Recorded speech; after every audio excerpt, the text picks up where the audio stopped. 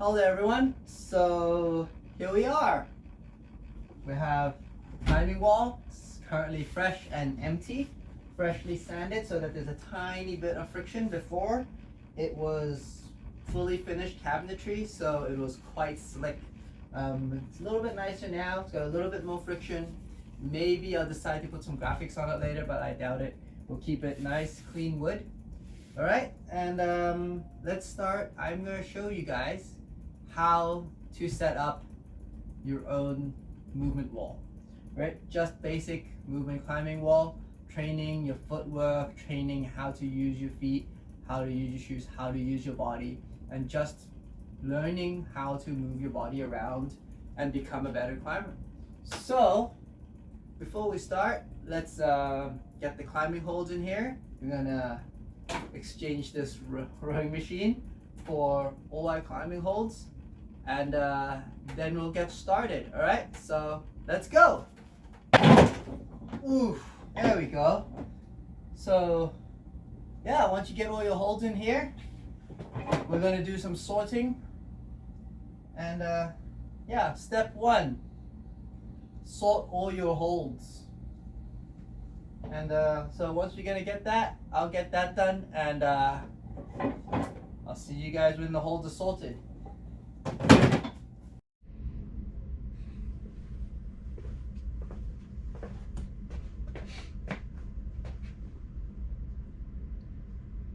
Okay, so welcome back, and we've sorted out all the holds, and so I'm just gonna walk through how I sort out my holds. Right, here we go.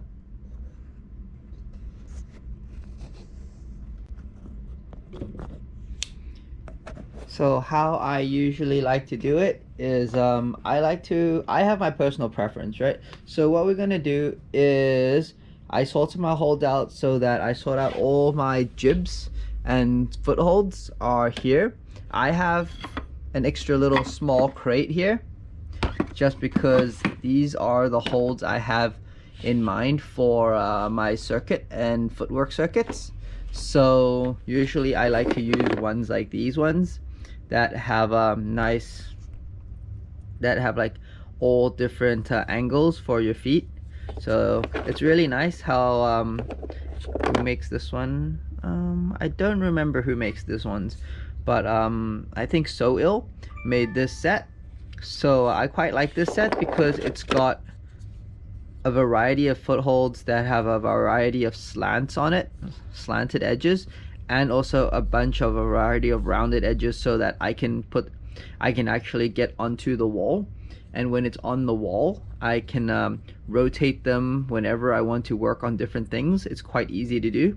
And they range anywhere from quite good flat holds like this guy here, quite good edges and round edges, to quite bad ones like the ones I just showed you, like this guy, or even this guy. And then there's just a few like this guy, which is a staple, which I really like. And then there's a couple little dual text footholds that will teach you a little bit of precision. And then there's just these little nasty ones which I put here because I generally try not to use them. Don't like them, don't use them. And then there's just a whole bunch of footholds and jibs and screw-ons that I can use as crimps as well.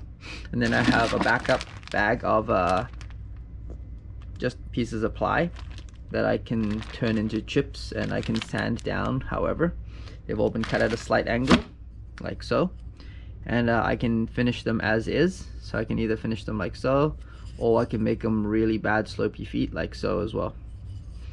And then I have campus rails or ladders that you could work on. I have these from the old wall already, and I have already had them labeled 1, 2, 3, 4, 5, 6, 7, and then some smaller rungs there. So I have bottom ones that I have labeled are 1-inch ones, and then those ones are 1/2-inch ones. Alright, and then next I have my circuit box. I have a whole bunch of holds which are quite good. Right, I have some of my favorite holds here, which are like my sloper holds, and some of these wooden holds, which I've just essentially went to the beach to get. Well, and then these ones, you have to have some of your favorite holds. This is my favorite hold because it gives me its fond memories, the Rockstars hold. Um, and then I have sets of holds inside, which are all quite good. They're all quite decent. Hand jugs, they vary, but those are all the two Technic sets, and I generally try to use those. And then I can add on some purple ones, and then there's a little few more in there. But essentially, I have a circuits box. How you want to do it is, for the circuits box, you want to have mostly decent holds, quite good holds, not really huge holds, but like hand jugs, ones that you could hold onto and concentrate on how to do the movement and not have to concentrate so hard on actually holding onto the wall, right? And then you have these guys. Next, when I start building different circuits on the wall and actual putting on different problems, I will sort my box. I will sort my holds accordingly. So I have 3 staples of holds, usually according to how good they are at an angle. Right. The first box I have here are holds that are really good on vertical, and then they stay decent and can still be quite usable on overhang walls and when the angle starts getting a little steeper. The second box, I have holds that are pretty good on vertical and are actually really good on vertical, but as soon as you start putting an angle on the wall, they start becoming really bad. And then the third box I have here are just holds that are generally not good at any angle, even on vertical. If you put it on vertical, they become usable, I would say, and they're decent. And then as soon as there's any angle, they kind of just become garbage. I have a jugs box that doesn't actually get used very often. And then I like to sort my other sets of holds. So I have 2 boxes of holds here that are just entire sets of holds. So I have a whole box of dual text holds, which are in 2 entire sets of holds, minus a couple that I pulled out because I like to use them often. Then I have the muscle holds from Enix. I have the whole set of those as well. I try to keep those all because they fit in there as well, and also they're fun to use by themselves. Then I have some big holds boxes. Those are kind of a set of holds, but they're generally just the big holds that I have, and they vary anywhere between jugs and garbage, so they're all in there. I generally remember since I don't have a ton of holds anyway. Okay, so let's click back to the full view, and I'll kind of give you a layout of what I think.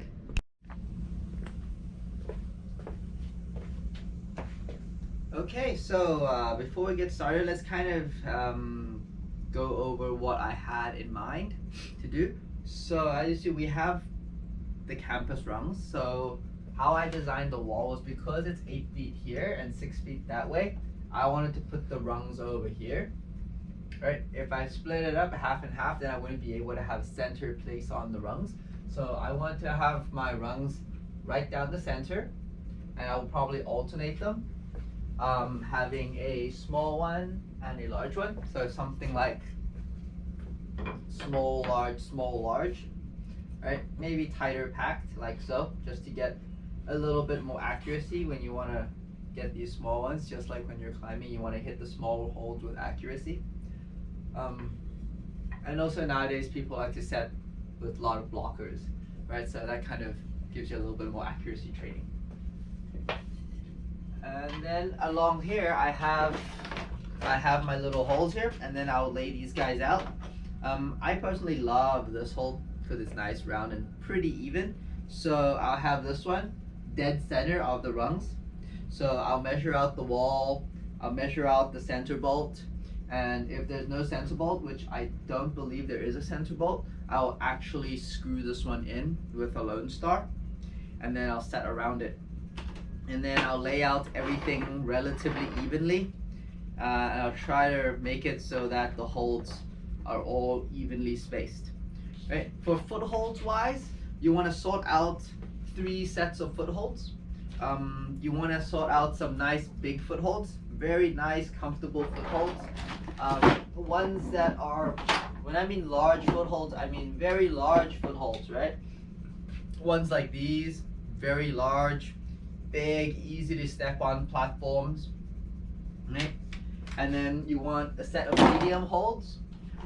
Medium hold, which is my favorite holds right here, these guys, my select few, and then some small screw-ons and jibs, and just generally quite bad holds, so that you want to learn that type of precision and exactly where to stand instead of just throwing your foot on a hold. Good examples of them would be something like this, right? Nice low profile, relatively small, okay?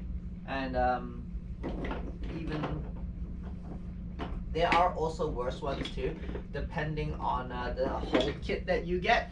You can just do that. And then along the handholds here, you're gonna have comfortable climbing. So set again, comfortable climbing. Usually you want to learn to have nice symmetrical movement on both sides. So I'm gonna go be setting across. Alright, you're gonna start learning. Probably we'll start off with a good hold on one side, a good hold on the other side. So we got like good starting points and good, kind of good resting points. Right, if you're biased, if you have a small setup at home, like only a single 8-foot panel, which would be this, it could be done just exactly the same. You just shrink all I'm doing right now, just shrink it down.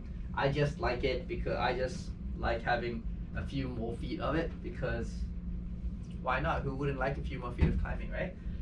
And yeah, so again, back to sorting out and laying out stuff, measure everything out, and let's get started. Alright, so here's just a quick little note of how I usually like to decide how to set my wall.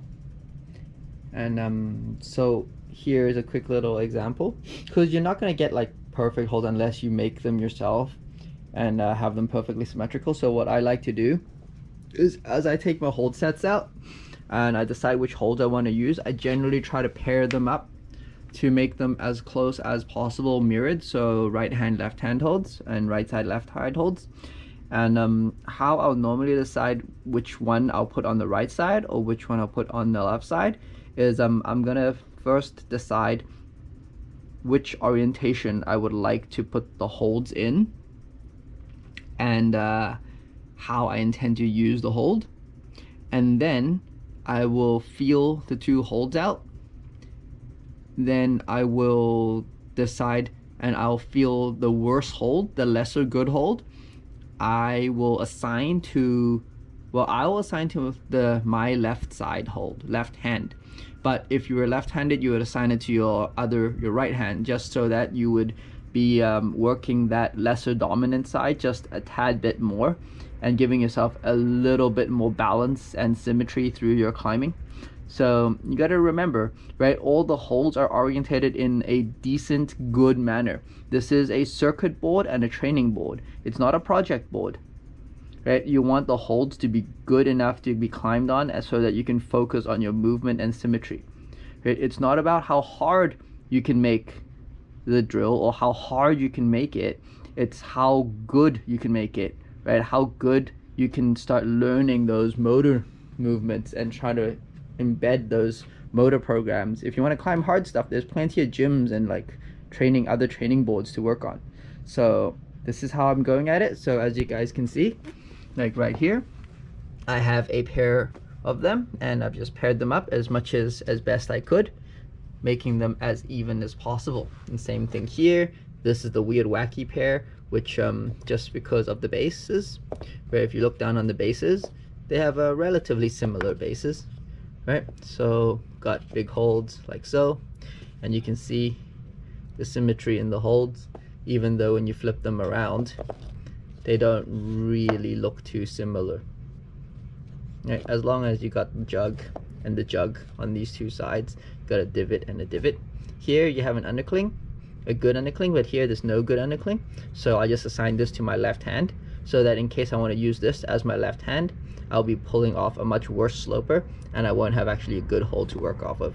Kind of like that. That's kind of like the best example. Other than that, they're all relatively symmetrical. And by the way, this set of holds is made by So Ill. They're pretty old. I quite like them. Well, I like these guys. not the biggest fan of these ones because they're kind of sharp and rigid. Like they're kind of sharp here and thin. Not the most comfortable things to climb on, so I don't typically set too much with these. But I really like these guys because they're nice, round, and smooth, right? And they don't have any jagged edges, so they don't really hurt you too much, and you can put hours of training on. Yeah, so I'm gonna slam these guys on the wall along with what I have already, and then I'll get back to you guys and show you what I did. So jump forward now to an almost completed board. Right, so right now the board's probably about 90% complete, minus some of the footholds that are supposed to go in.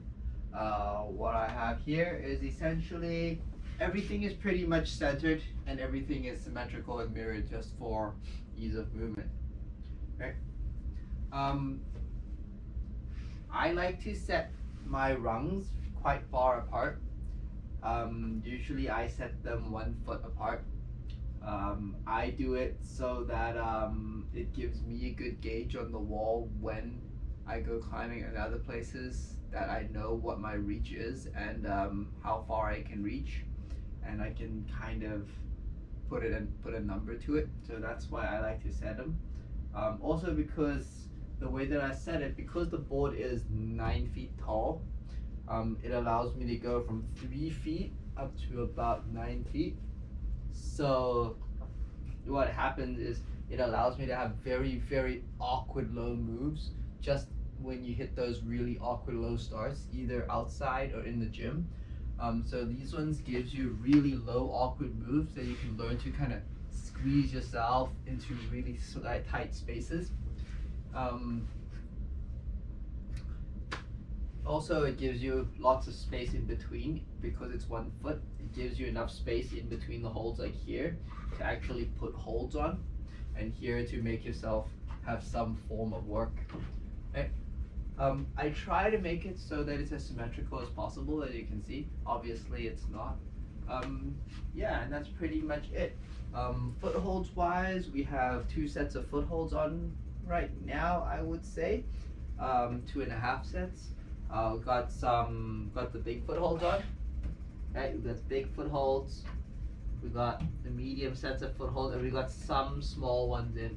Right, we're still missing some of the small ones, but we'll fold those up later. But for now, it'll work.